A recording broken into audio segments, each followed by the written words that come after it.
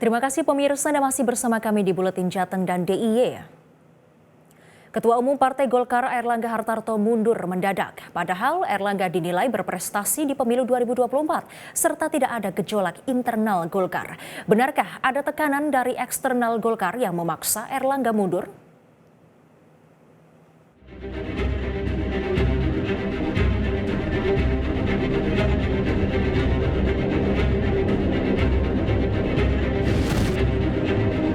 Kabar mengejutkan datang dari Partai Golkar. Tidak ada hujan, tidak ada angin. Tiba-tiba, Ketua Umum Partai Golkar, Airlangga Hartarto, menyatakan pengunduran diri sebagai Ketua Umum. Maka dengan ini saya menyatakan pengunduran diri sebagai Ketua Umum DPP Partai Golkar. Pengunduran diri ini terhitung sejak semalam, yaitu Sabtu 10 Agustus 2024. Selanjutnya sebagai partai besar yang matang dan dewasa, DPP Partai Golkar akan segera menyiapkan mekanisme organisasi sesuai dengan ketentuan ADART organisasi yang berlaku. Semua proses ini akan dilakukan dengan damai, tertib, dan dengan menjunjung tinggi marwah Partai Golkar.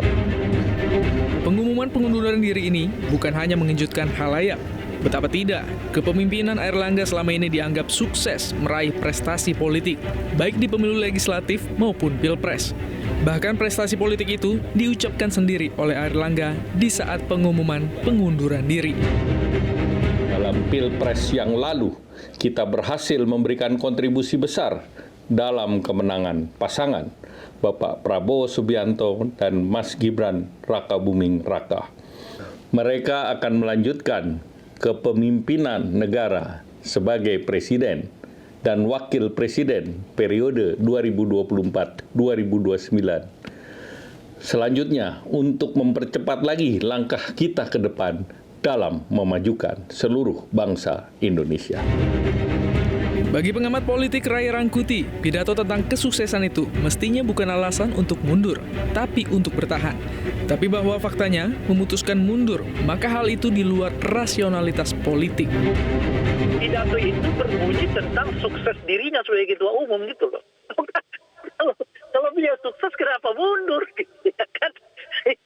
Kalau kita dengar pidato beliau itu kan, ataupun katakan sambutan perpisahan beliau itu ya, sambutan pemunduran diri beliau. Beliau kan cerita tentang bagaimana Golkar bisa sukses, ya, baik di eksekutif legislatif, ya kan. Selama ini Golkar nggak ada kisruh, ya, dan sebagainya. Loh kok konklusinya adalah gitu. Itu mestinya bukan pidato untuk mundur, itu pidato justru ketika beliau ingin mempertahankan jabatan sebagai ketua umum, kala diminta untuk ya misalnya mundur dari jabatan itu gitu. Ini agak terbalik gitu. Di lingkaran dalam Partai Golkar sendiri, tanda-tanda pengunduran diri itu tidak tampak dalam beberapa hari sebelum pengumuman. Karena itu, pengunduran diri itu mengejutkan bahkan bagi elit Golkar sendiri.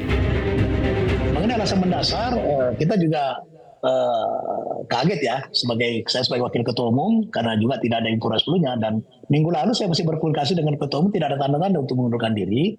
Nah ini pasti ada alasan yang sangat pribadi yang pasti orang lain tidak mengetahui secara pasti apa penyebab utama dari pengunduran beliau.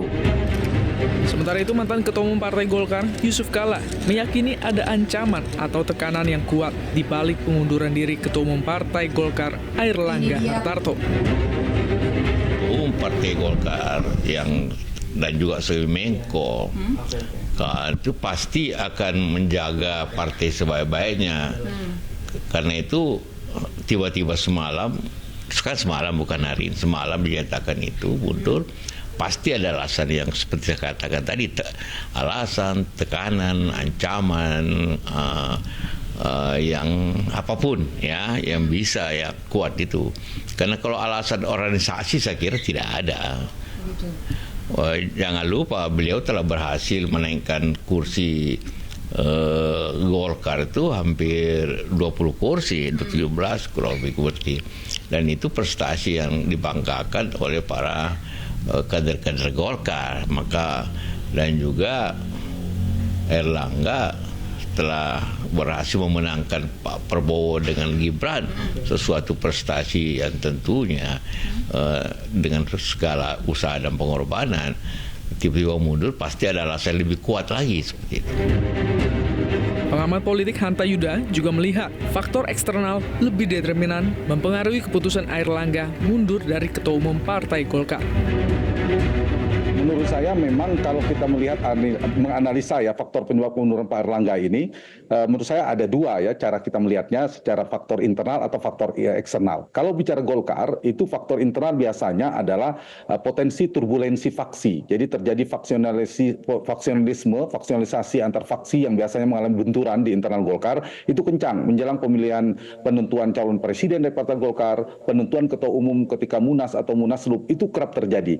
Tapi betul untuk kali ini seperti Pak Nurdin katakan, kita tidak melihat terlalu kuat, meskipun di Golkar tidak bisa dipungkiri ada faksionisme, tapi tidak ada faksionisme yang tajam kali ini. Nah, karena itu ada faktor yang kedua yang bisa kita dalami, faktor eksternal. Turbulensi itu kan biasanya justru terjadi dari faktor eksternal. Ibarat pesawat terbang kalau kita menyebut Golkar sedang mengalami ada goncangan badai politik eksternal yang cukup kencang ini. Saya tidak tahu seperti tadi istilahnya faktor pribadi dan seterusnya pertimbangannya, tapi dua faktor ini saya melihat faktor eksternal relatif jauh lebih determinan ya ketimbang faktor internal. Selanjutnya, Golkar akan memilih PLT Ketua Umum untuk mempersiapkan musyawarah nasional luar biasa Partai Golkar untuk memilih Ketua Umum baru. Selain itu, di Munaslup juga bisa mengubah ADART yang diantaranya memungkinkan orang luar Golkar masuk di posisi strategis. Potensi itu cukup besar ya menurut saya, meskipun per hari ini kita melihat tidak ada demi keutuhan dan seterusnya, tetapi gejolak itu mungkin saja terjadi. Nanti kita lihat di Munaslup. Munaslup ini setelah ada pleno penentuan PLT Ketua Umum Golkar, kemudian menentukan agenda Munaslup. Nah, nanti di Munaslup nanti akan ada isu nanti mekanisme pemilihan Ketua Umum, persyaratan Ketua Umum, merubah ADART, bolehkah yang di luar Partai Golkar tiba-tiba menjadi Ketua Umum. Mungkin isu-isu itu yang akan mungkin menjadi gejolak dalam tanda petik istilah resatapi. Tetapi jika tanda petik, saya menggunakan tanda petik, cengkraman, faktor eksternal cukup kuat, gejolak itu relatif teratasi. Kejutan dari Golkar tampaknya tidak berhenti di pengunduran diri Airlangga Hartarto. Diperkirakan akan ada kejutan-kejutan baru sebelum pendaftaran calon kepala daerah pada akhir Agustus dan sebelum pembentukan kabinet pemerintahan Prabowo Gibran. Seperti apa? Kita tunggu. Jelajahi cara baru mendapatkan informasi. Download Metro TV Extend sekarang.